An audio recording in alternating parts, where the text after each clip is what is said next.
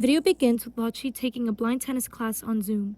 She wears a white crewneck t-shirt, black leggings, and hoop earrings, and her hair tied back in a loose bun. She holds a tennis racket while balancing a tennis ball on its strings. At what point in tennis do you just hop around on one leg with a ball rolling around a frame? Animated silhouette of a woman walking with bright red heels. Zoom out to full silhouette, red cane, and confident pose. Behind her, a backdrop of the New York City skyline. The offbeat with Lachi. Leave 'em in the ashes. For an audio description version, courtesy of Scribely, click the link in the description. Screen changes to Lachi in studio wearing a bright blue v-neck t-shirt with a dragonfly sign on the front. She's talking directly to camera using hand gestures to emphasize her words.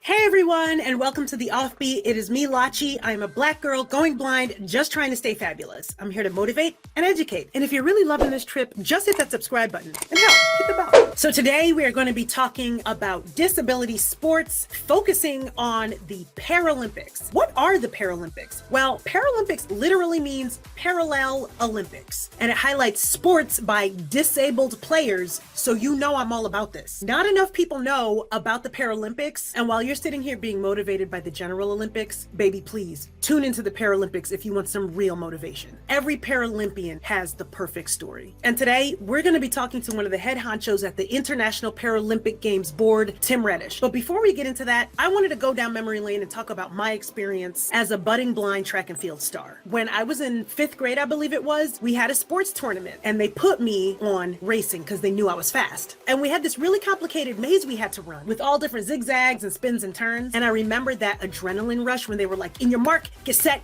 go. Bam, I was off. And I soared to the front. But here's the problem. Because of my vision loss, I actually always at every turn, not knowing which way the racetrack was turning, I actually had to slow down and let the person behind me get in front of me so that I could follow them to figure out which way to go. And then as soon as they knew what was going on, I would soar past them. The trouble was that right at the end, there was a weird skivvy turn and I couldn't figure out what to do. And the person behind me get in front of me and I got second place, and I've been kind of sore ever since. And so I am so ecstatic about the Paralympics, bringing on this new era of athletes that we get to look up to and wish we were. So in the spirit of the upcoming Olympic Games, I hooked up with Mark Bullock, one of the coaches for blind tennis, and he gave me the opportunity to sit in on one of his virtual trainings put on by Metro Blind Sports. And I came to realize I'm about to be a blind Williams sister out here. So before we talk to IPC board member Tim Reddish about the inner workings of the Paralympics, let's get sweaty training for blind tennis with Mark Bullock and Blind Metro Sports. A huge thank you to Samantha Bullock and SB Shop for this amazing t-shirt. If you don't know about Samantha Bullock and the amazing adaptive fashion SB Shop,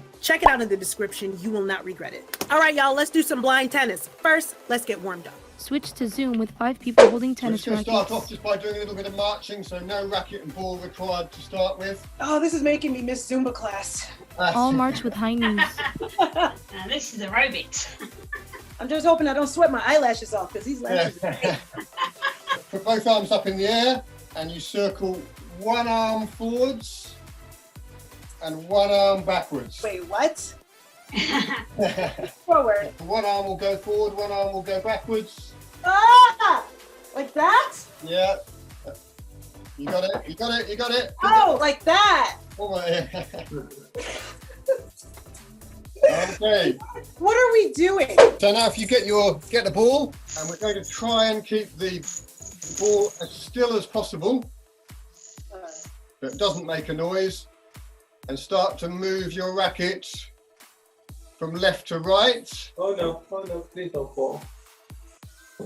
So I'm doing it right, but my ball is just not listening. Yeah, you better do what I said. Yes. I feel like I have so much power.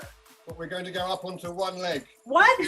At what point in tennis do you just hop around on one leg with a ball rolling around a frame? What about balance, Lachi? How familiar with tennis are you, Lachi? Have you hit? So the amount of experience I have with tennis is checking out the Williams sisters' awesome dresses. So is it okay if I take this while I'm walking and then just use it as self-defense? Yes, yeah. So when we serve, normally actually the ball, we throw the ball up above our head and hit it above our head. You're not going to hit the ball, you're just going to do a shadow shot.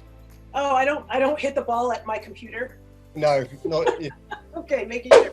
Or run into the net. Low forehand. Brilliant.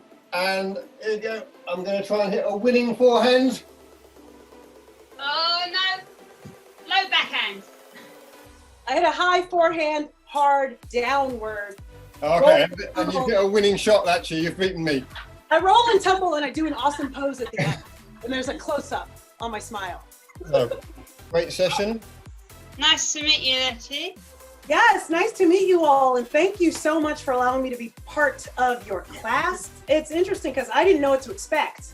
There's so many different things you can do with this that I was not aware of, and I think it's a sport that should grow. I think that more people should be aware of it, and I think it's really awesome. I think it's got a great future. Well, I want to give a huge thank you to you, Mark, and just the whole team, and to Metro Blind Sports, and for having me. This has been a ton of fun. Screen changes to a Zoom interview with Lachi and Tim. Tim is seated at home wearing a sweatshirt and headphones. Lachi is in studio wearing a white halter top. All right. Well, hi, Tim. Thank you so much for joining me today. Really excited to speak with you. Someone with such amazing stature in the sports community. How are you today? I'm great, thank you. And it's a real pleasure and a privilege to be part of your great journey. Oh, wow. No, the pleasure is all mine. The pleasure is all mine. So Yeah. you are a Paralympic medalist swimmer, and that means you know how to swim. Just tell me a little bit about your swimming journey. I didn't become sight impaired until late in life. Well, didn't know I was sight impaired. So my journey as a swimmer started as a very, very young age.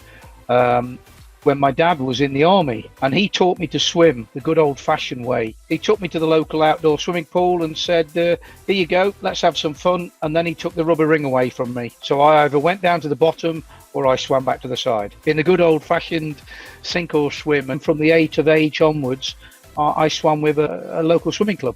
Wow. You know, if I was dunked in water, first of all, I'd get my hair messed up, so I don't think I'd enjoy that. Okay, wait, you mentioned that you went blind later in life. I believe you went blind in your early 30s. I didn't really know until that age. It meant that I grew up with no excuses. It was just a matter of being on the street with the rest of my mates and, again, sink or swim. Looks like this is going to be our theme for the day. Would you have, if you knew early on, still pursued swimming to the extent that you have? I think I would, because one of the things that we should all do, we should always gravitate to something we believe in. So you decided, I'm going to go for it. You ended up winning medal after medal after medal, and you did so well that you just decided to run the joint. So now It wasn't easy. It wasn't easy. I did the hard yards. I sat on these little committees that made silly decisions that had no impact on disability. So I wanted to make a difference, and I ended up getting employed by the organization in the end. you started from the bottom, now you're here. Yeah. And disability, for the most part, tends to be run by non-for-profit situations, and it keeps it from getting to that mainstream point, from getting out to the public the way that we want to. We still shouldn't forget the disability community, because they are the people that can sometimes unlock where, like, you're being quite proactive, where you're being very proactive, you're being yourself, which is great, and that's what all disabled people should be. Just be yourself first. But unless we have the disability community that are working behind the scenes, we need their expertise and experience to help transition from the disability community into what I call the inclusive community. We are one. That sort of pivotal role of translating between the greater disability community and then between the well-meaning general community who wants to be inclusive but doesn't know how. Please engage with me and hear what I say. At least give me the opportunity to fail or succeed. Yes, I love that. You don't give me the opportunity to fail or succeed. That's going to be the quote. That's going to be the tagline for today. I think it's been an interesting journey for me, because I've gone from, I was an athlete, and then I was in charge of the program, and now I'm on the international federation. And we know not every person can be a Paralympian. Like you said you couldn't swim, but I can't sing. So we're all good at some. Let's hear what you got. No. Definitely not. The important role for me is to make sure that the environment is right for our athletes. And obviously this is a challenge this year with Tokyo. Right. But beyond that, it's about providing the platform to let the world know out there, first and foremost, we're a person and we have the ability to achieve. The ability to problem solve. It's just something that we have, and it's a muscle that we continue to hone as people with disability, living in a world that doesn't quite have the tools quite right for us. Minimum at the moment, documented, 15% of the population have a disability globally. 15% is a high percentage, and people don't recognize that. I know that here in the US, we have 61 million adults. It's 25%. It's 1 in 4. Yeah. And so every fourth person walking down the street has some form of disability.